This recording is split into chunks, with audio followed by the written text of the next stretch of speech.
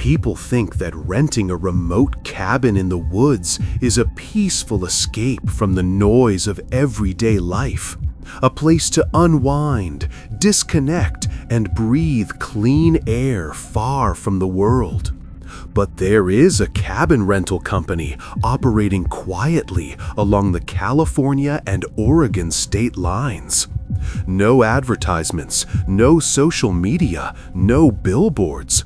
Just a minimal website, a phone number that never connects, and a booking form that always has availability, no matter the season. People only discover the cabins through word of mouth, a friend of a friend, a coworker who found a great deal, a neighbor who stayed there once and said it was the best sleep of their life. But the strange thing about these cabins isn't their location, or their appearance, or even their price. It's the rules. Every renter receives a printed sheet when they arrive. The wording changes from cabin to cabin, but the tone is always the same: calm, polite, and strangely firm. The sheet always begins with the same sentence: "House rules are there for a reason." Some say the company does this just to create atmosphere. Others assume it's meant to discourage parties or rowdy guests. But the people who have stayed in these cabins, those who returned, tell a different story. Because anyone who breaks the rules doesn't disappear right away.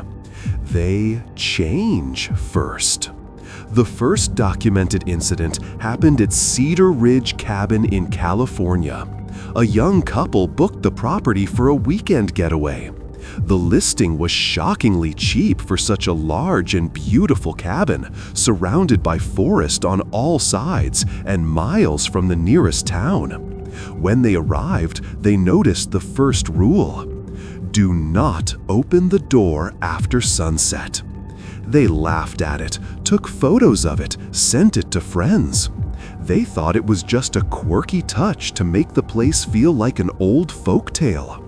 But later that night, long after the sun had gone down, they heard a knock at the door. Slow, heavy, deliberate. They had no signal, no internet, no landline.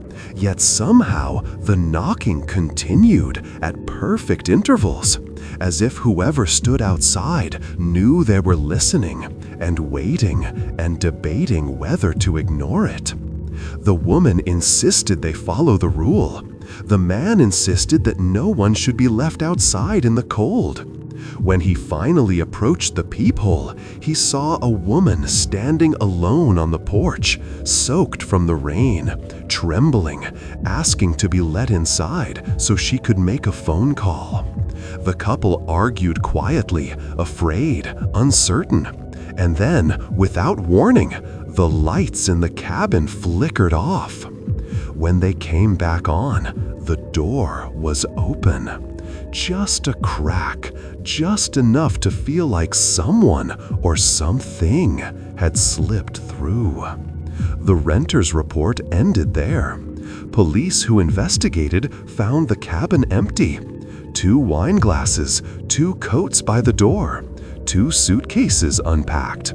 No signs of struggle, no broken glass, no footprints, no bodies. Just the rule sheet still sitting on the table. And on the back, written in fresh ink, was a sentence that had not been there before. Once invited, they never leave.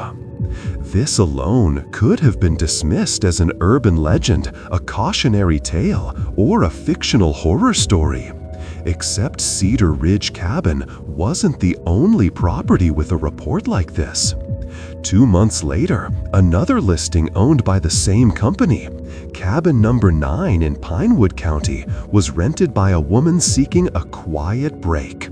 She told friends she was excited for the peace, the isolation, and a weekend away from her demanding husband.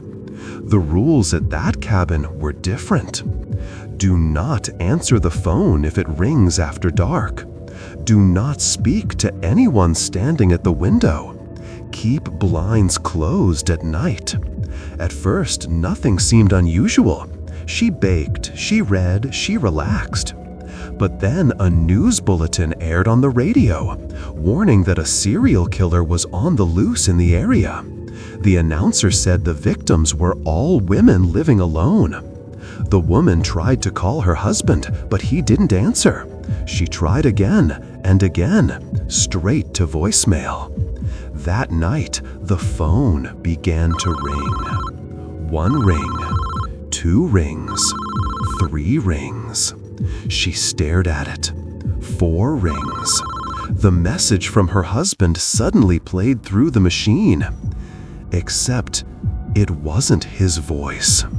It sounded like him, same tone, same pacing, but there was something hollow underneath it, something stretched, something imitating him without understanding emotion.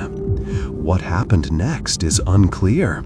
Investigators found the cabin empty, but the oven was still warm and 2 teacups were sitting on the counter, one half finished, one untouched. Her car was still in the driveway. No signs of forced entry, no footprints outside the windows. Just a note written on the inside of the blind. He's been here the whole time. At this point, patterns started to emerge. Cabins with strange rules, renters who disappeared, reports that didn't align with ordinary crime, and small details that connected each case in ways no one wanted to admit. But the most disturbing detail wasn't the disappearances. It was that every cabin had been rented at a stunning discount. A discount so good, people ignored the rules, ignored their instincts, ignored the warnings, and walked right into something waiting for them. Something that used the same sentence every time. House rules are there for a reason.